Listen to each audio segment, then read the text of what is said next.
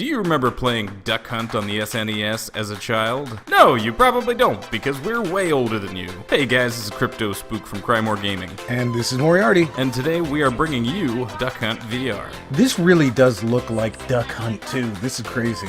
And it sounds like Duck Hunt so very much. So you get the quick sound. The little flash that goes psh.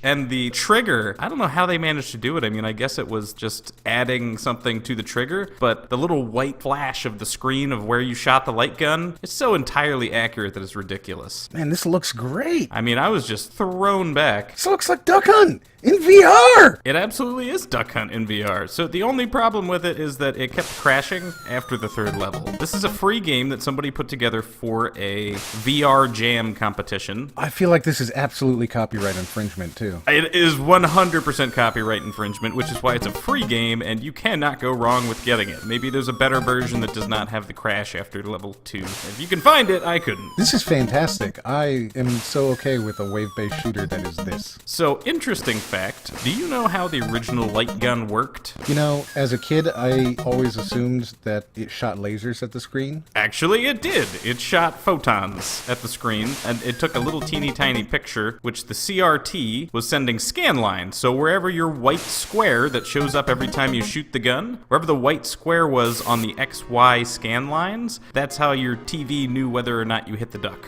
Now, does the dog laugh at you if you miss? The dog absolutely does laugh at you if you miss. This is fantastic. It absolutely is. And once I got into the mode of actually aiming this pistol, I was unstoppable. I was like, these ducks have no idea what's coming for them. Why don't more people hunt with pistol shotguns?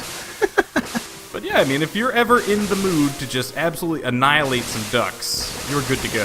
You're good to go, sir. Look how realistic that gun looks, too. I was just about to say that. I'm looking at it and I'm going, man, that looks just like my Nintendo light gun. It even felt like it. The trigger pull on it completely seemed like it as well. Even though that was the Vive doing it. Yep. This is absolutely crazy. And it runs in Unreal, too, huh? It does run in Unreal, correct. So like I said, it crashed, but I still really enjoyed it, and I was really mad that it crashed because I was having so much fun playing. It's pretty rare that if a game crashes on us, especially considering how many games we have to go through, this is on a daily, weekly basis, we go through a lot of games. So it's pretty rare that when a game crashes, we go, man, let's reload that and play it again and again and again. The nostalgia part of it is so killer. Well, yeah, it's absolutely killer, and the locomotion system is great, because you just turn around in a circle. Well, that's probably not so great then, because you get all wrapped up. Yeah, a little bit. They did a good job with the audio, though, because the audio cues are how you tell where the duck is taking off from. I remember the developers of Job Simulator were talking about 360 in VR. You have to build, as a developer, your stage to be like 270 degrees in front of you and ignore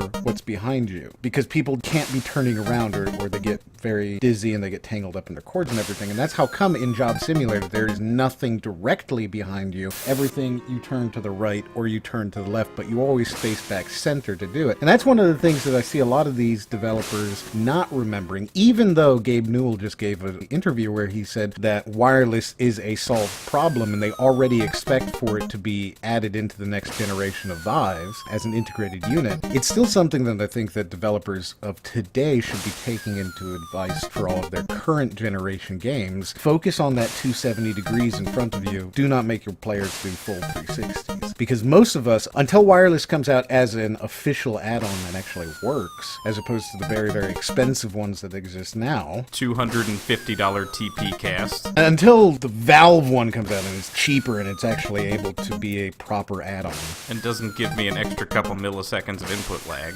I think that you're going to see most players, at least until 2018 when the integrated wireless comes out, using cords. So for the next generation, at least, we should definitely be keeping in mind that 270 degree angle that players should be staying in. That's probably the only thing that I find a little disappointing about this, but how often do you actually find yourself doing a 360? You don't do many 360s. The audio cues are pretty obvious, and there's only one duck at a time, although in further levels of the game, they do start sending, 2-3 ducks at a time, so I could see it being much more hectic as you get further in. And as somebody that regularly kicks the power cord out of my Vive headset and then winds up in a world of darkness, wireless can't get here soon enough. So there you go, guys. That's Duck Hunt VR. You probably won't be able to find this on Steam anytime soon, but I tell you what, it sure looks like fun to me. What do you think? Is this nostalgia? Do you even know what Duck Hunt is? Let me know in the comments. Like it if you like it, don't like it if you don't like it. Don't forget to subscribe, check out the Patreon, and as always, We'll see you on the next one.